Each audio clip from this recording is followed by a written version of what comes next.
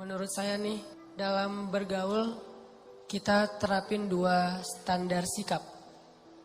Sikap kita ke orang sama sikap orang ke kita.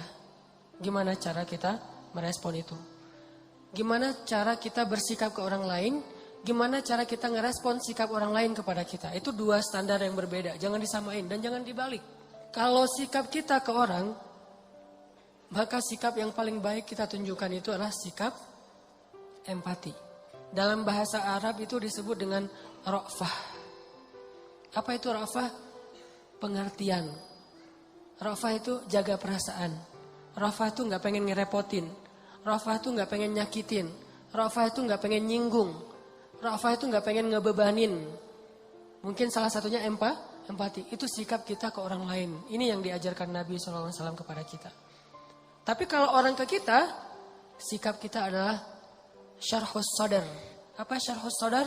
Lapang dada, legowo kalau kata orang Jawa. Syarhus sadar. Alam nasyrah laka sadrak. Kalau kita ke orang, ra'fah, jaga perasaan dia. Kalau orang ke kita, lapang dada. Jangan dibalik. Kalau kita ke orang, berharap dia lapang dada. Kalau dia ke kita, berharap dia empati. Ini egois nih. Ya ra'fah dong. Jangan. Kalau orang ke kita jangan minta dia supaya ra'fah. Tapi minta supaya kita bisa berlapang dada terhadap kekurangan dia. Kan enak nih. Tapi giliran kita ke dia, kita ra'fah. Tapi kalau dibalik, giliran orang ke kita, harusnya dia ra'fah sama saya Ustadz. Tapi dia tuh gak pengertian banget. Ini kebalik. Terus giliran kita ke orang lain. Ya dia harusnya kan berlapang dada. Kan saya manusia biasa. Dibalik lagi. Sikap ini yang selama ini ketuker. Jadilah banyak chaos. Kita dengan pasangan, kita dengan teman kos-kosan, dengan teman kuliah, dengan dosen, dengan murid, dengan orang tua bahkan. Orang tua meminta anaknya supaya ra'fah kepada dia. Dan dia berharap anaknya juga lapang dada terhadap dirinya. Ini nih, anak juga kayak gitu ke orang tua, gak bisa. Makanya empati itu saya berharap gak bisa utuh kalau kita hanya bahas empati. Takutnya nanti kita berharap orang lain yang empati ke kita. Gak gitu, kita yang empati ke orang lain. Makanya ada hadis kita ke orang, ada hadis orang ke kita. Kayak yang dulu saya bilang, hadis tentang doa orang yang terzalimi itu diijabah kan ya. Itu buat siapa? Itu bukan hadis buat, wahai orang-orang yang sedang terzalimi dengan bahasa-bahasa yang gak enak. Bukan untuk mereka, untuk yang mutusin, lo yang menzalimi. Doa orang yang terzalimi itu diijabah loh, hati-hati gitu. Jadi jangan dibalik angle-nya, sehingga kita gak menjadi orang yang hanya menuntut hak. Kalau semua orang menuntut hak, kayak misalnya pemerintah, rakyat itu harusnya taat kepada pemerintah. Rakyat juga, pemerintah harusnya adil kepada rakyat. Kan semuanya menuntut hak. Kenapa gak dibalik? Pemerintah ngomongnya, maaf ya rakyat saya belum adil kepada kalian. Rakyat juga maaf ya kita belum terlalu taat sama suka demo aja, suka marah-marah misalnya. Kan gitu kan harusnya dua-duanya saling memberi kewajiban, memberi hak bukan menuntut hak. Apalagi kalau udah berpasangan nanti tuh. Istri ngumpulin hadis-hadis suami, suami ngumpulin hadis-hadis istri. Gak beres-beres nih urusan ini. Pah, kata Nabi juga, kata istrinya. Perlakukanlah istri kalian dengan lemah lembut. Tuh kata Nabi Pah. Mah, kata Nabi juga. Kalau saya boleh menyuruh manusia sujud kepada manusia. Saya suruh tuh istri sujud kepada suami. Mama pernah gak sujud sama papa? Jadi sikap kita itu ada dua dalam bergaul. Dalam bersosial. Kalau bahasa dakwah dalam bermuamalah. Pertama sikap kita ke orang lain adalah ra'fah. Kalau ditanya dalil mah sebetulnya ada. Dan jelas banget di Al-Quran Allah menyebutkan pertama kalau di dalam surat Al-Qalam itu wa innaka la'ala khuluqin. Nabi Muhammad itu adalah teladan paling ideal dalam masalah muamalah. Akhlak paling ideal udah. Tinggal kita contohin aja gimana Nabi ke orang lain, gimana Nabi dari orang lain ke beliau. Kalau beliau ke orang lain disebutin oleh Allah di surat At-Taubah 128 tuh. Akhir surat At-Taubah. Bil mu'minina ra'ufun rahim. Nabi Muhammad itu kepada orang yang beriman. Ra'ufun. Ra'uf itu dari kata ra'fah. Ra'ufun dari kata ra'fah. Apa arti ra'fah? Jaga perasaan orang banget. Empati banget. pengertian banget. Itu kalau beliau ke orang lain. Saking pengertiannya Nabi ke orang lain, sampai-sampai Nabi itu jadi sering jadi kayak ngeberatin diri sendiri. Jadi kayak korban gitu demi menjaga perasaan orang. Kalau ada sahabat bikin salah, Nabi nggak akan langsung negur beliau di depan umum.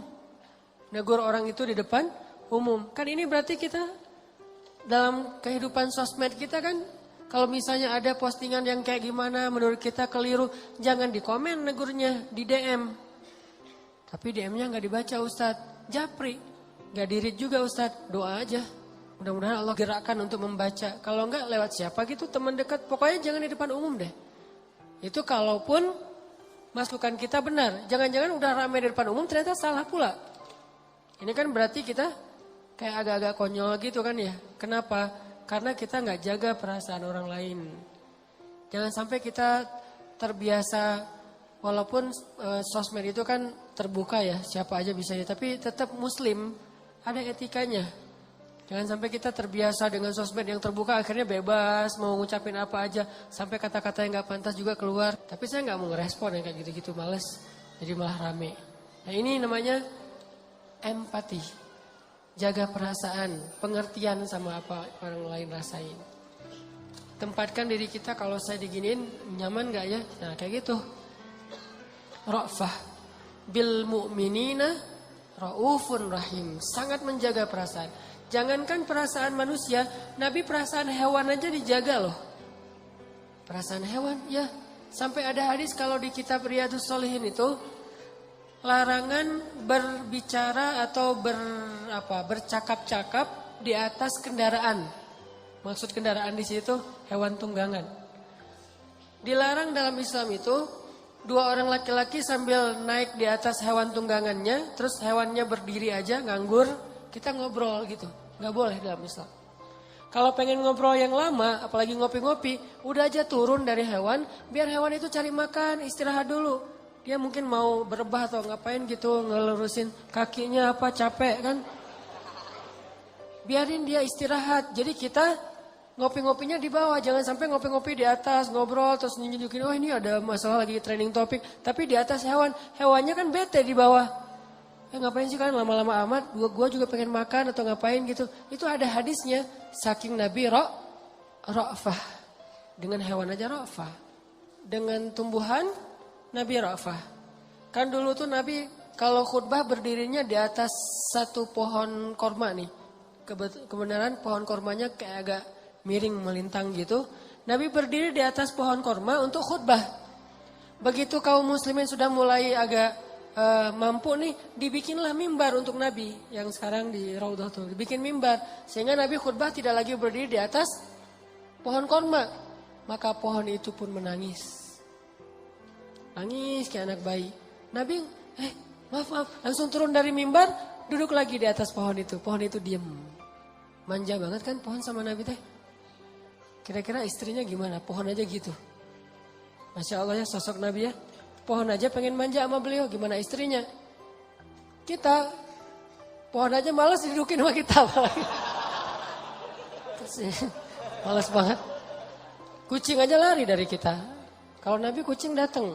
Sampai serigala aja ngomong, merekomendasi. Jadi serigala kayak testimoni gitu tentang Nabi. Serigala testimoni. Kan dia, serigala ini kan binatang buas. Tapi mentestimoniin Rasulullah SAW. Kenapa? Karena semua alam mencintai beliau. Hanya yang fitrahnya sudah berubah yang tidak mencintai beliau. Kalau yang masih sesuai fitrah, manusia, jin, hewan, tumbuhan, semesta, yang masih fitrah nih, cinta pasti sama Nabi. Hanya hati-hati yang sudah berubah, tidak lagi fitrah, yang tidak cinta kepada Nabi.